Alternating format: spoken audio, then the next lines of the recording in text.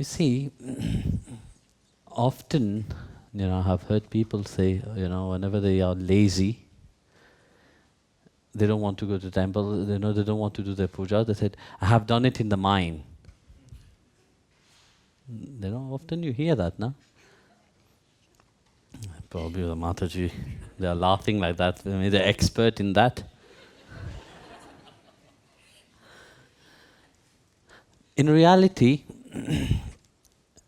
to do the Manas Puja, truly, it is not a form of visualization. What people do, they visualize and they worship. Quickly, then they run and do their duty, whatever. But in reality, no. Manas Puja, the mind, like I said, must be pure. Which means, automatically when you have a pure mind, you know there is no judgment in it, firstly. There is no criticism in it. There is no doubt in it.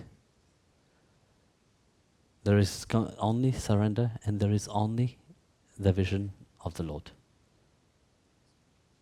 But if you close your eyes, what will be in your mind? So many dirt, so many things which appeared throughout the day appeared in your mind.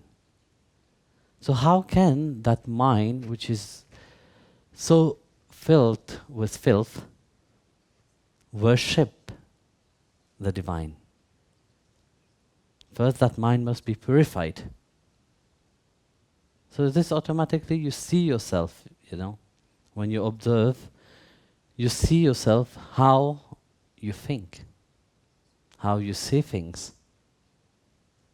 Bhagavan Krishna said in the Gita, those mind which is full of judgment, they are not worthy to worship me. First, that mind must be purified. That mind must be transformed, change. Then only that mind can surrender. So Manas Puja is not the form of puja which you just visualize and worship. No, it's the deepness of it, where the mind itself is have surrender. This is what is called Manas Puja. When the moment you close your mind, you see the feet of the Lord, then you know the mind is in a state of surrender. Whenever there is no doubt in the mind, then you know it is surrender. When there is only, the remembrance of the Lord Himself, then you know your mind has surrender. Then you close your eyes, you can worship Him. When the gopi, whatever they were doing, who was in the mind? It was only Krishna. No one else. Not even their children, not even their family, not even their husband. These people, they live with them. They are the dearest to them. But in their mind was only Krishna. In the Gopi Gita, when Krishna called them, what Krishna said? Why have you come? This is the first thing, said, why have you come? Then what was their answer? Our life is for you.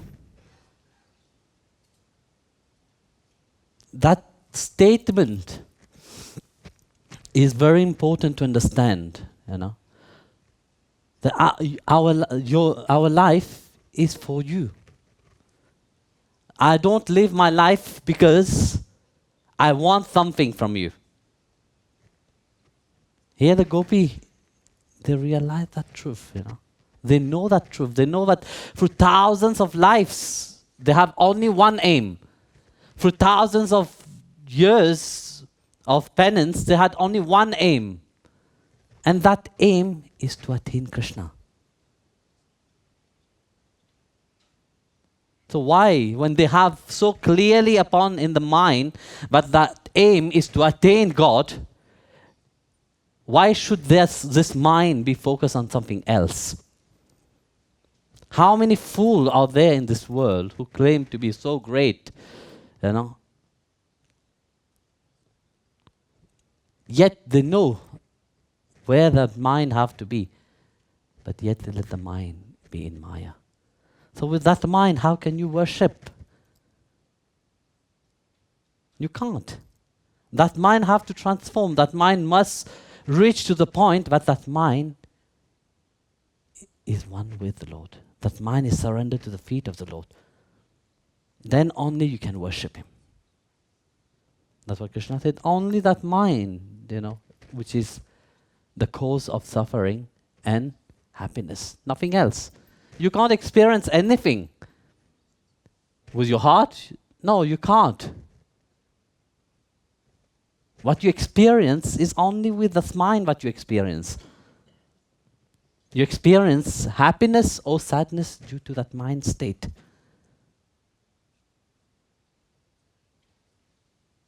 So worship also, the first thing, worship have to be done with the mind.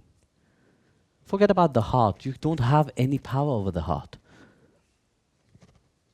We say yes as talking, worship with your heart, But this is just to remind you where your focus must be.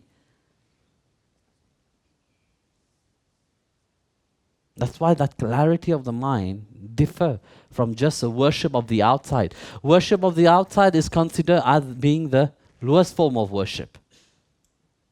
Why? Because it's easy.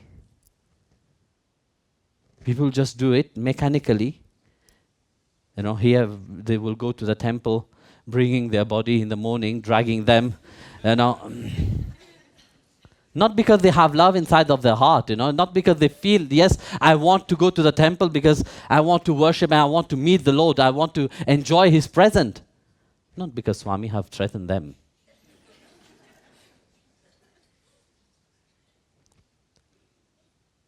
It's true.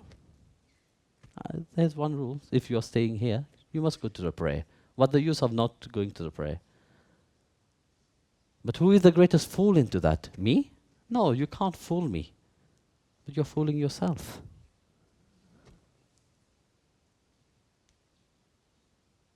So, that attitude, that mind attitude is very important.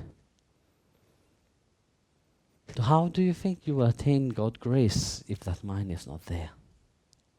If that mind, when you're sitting in the temple, is roaming around, I should have sleep 1 hour longer.